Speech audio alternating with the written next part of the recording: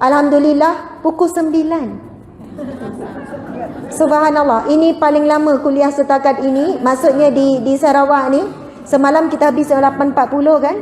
8.40, hari ini pukul 9, lebih kurang 1 jam setengah. Saya mohon maaf salah dan silap. Mudah-mudahan perkongsian kita pada malam ini membawa kebaikan, membawa perubahan, menjadikan kita berhijrah. Wahai para wanita sekalian, kita berdoa dan mengharapkan semoga kita menjadi isteri yang ikhlas kepada Allah. Kuat sikit, amin. Amin.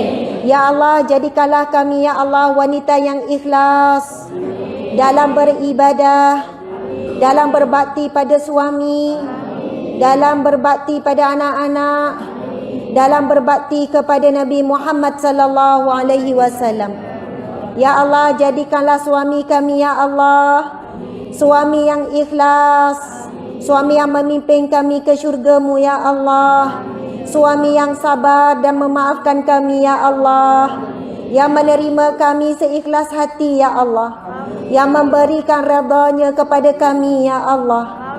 Ya Allah, ya Rahman, ya Rahim, bantulah kami menjadikan segala ibadah kami ikhlas semata-mata kerana-Mu ya Allah, tidak mengharapkan pujian manusia, tidak terkesan dengan kejian manusia ya Allah.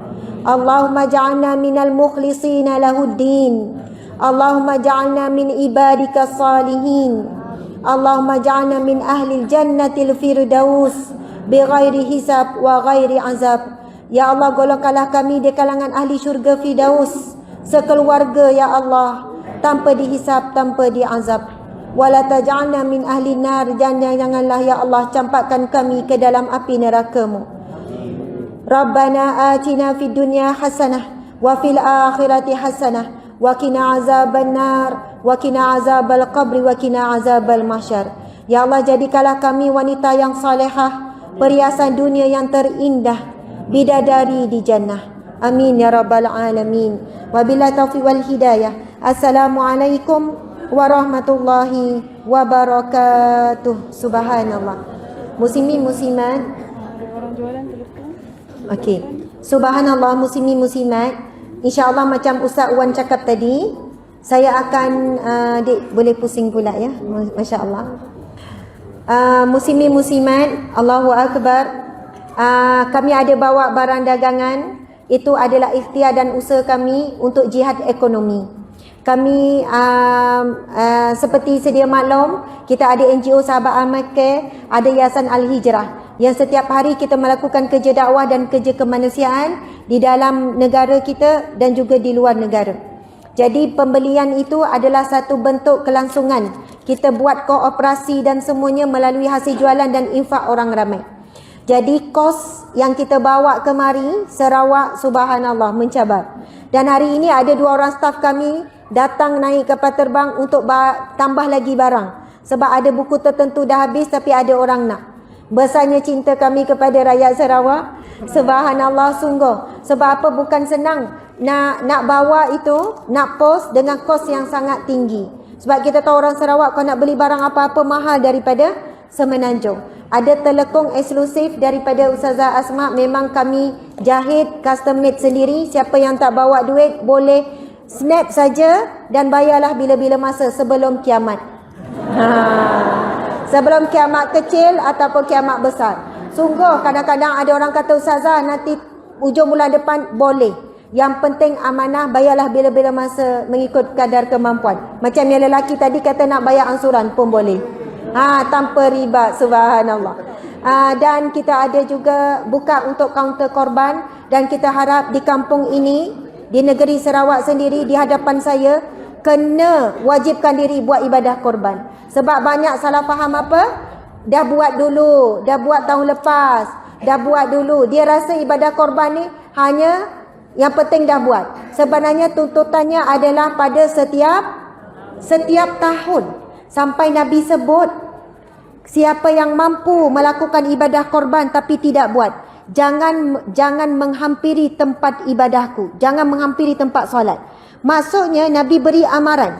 Nabi tidak suka orang yang mampu korban tapi tak buat korban. Sebab itu mazhab Hanafi mengatakan korban itu wajib bagi orang mampu. Tapi mazhab Syafi'i kita meletakkan sunat muakkad. Namun Nabi bersabda dalam hadis yang lain, 3 amalan yang Nabi wajibkan pada dirinya. Nabi kata 3 amalan wajib bagiku, sunat bagi umatku. Apa dia? Korban, solat sunat witir sebelum tidur dan solat sunat duha.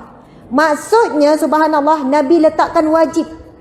Dan insya-Allah kepada yang tidak mampu untuk melakukan korban untuk setiap ahli keluarga, cukup kalau satu keluarga. Tapi niat macam niat Nabi. Kan Nabi pernah melakukan korban dengan 2 ekor kambing yang putih. Dan ketika berniat korban, Nabi niat, ya Allah terimalah korbanku, untukku, untuk ahli keluargaku dan untuk seluruh umatku. Maksudnya niat itu boleh je niat untuk seluruh ahli keluarga. Tetapi nama mesti seorang. Maksudnya mewakili adalah seorang. Ada orang dia begini, dia tidak mampu sebab di Sarawak saya tahu satu bahagian korban 1,000, betul kan? Jadi adik-beradik atau kawan-kawan saling menyumbang. Yang ini bagi 100, ini bagi 100, bagi 100. Subhanallah, untuk satu bahagian korban 1,000. Yang tanya, ada yang tanya, dapat tak pahala semua? Insya-Allah dapat. Ini adalah daripada ulama yang muktabar. Sebab daripada perbuatan Nabi tu, Nabi berniat untuk ramai. InsyaAllah dapat. Atas dasar tolong menolong untuk melakukan ibadah sunat. Tolong menolong. Tapi tetap namanya atas seorang. Mudah-mudahan Allah berikan pahala kepada semua yang tolong menolong. Namun bagi yang mampu, jangan dibuat begitu. Ini cerita bagi yang tak mampu.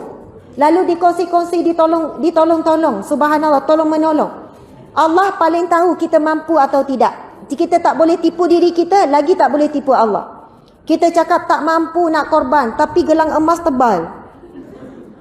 Tak mampu nak korban. Jadi Allah tahu. Jangan kita main-main cakap tidak mampu. Saya mendoakan insya-Allah di kampung ini, tahun ini berganda-ganda daripada tahun sebelumnya melakukan ibadah korban, kerana Nabi SAW bersabda, sesungguhnya tidak ada amalan yang lebih dicintai oleh Allah apabila tiba Aidul Adha melainkan ibadah korban.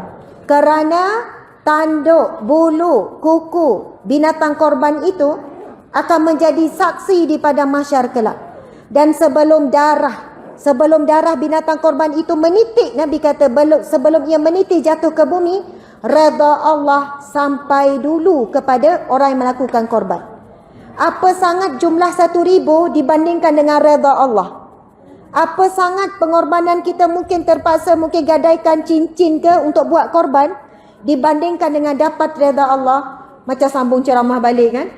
Saya sudahi dengan firman Allah Subhanahu wa taala, auzubillahi minasyaitanir rajim.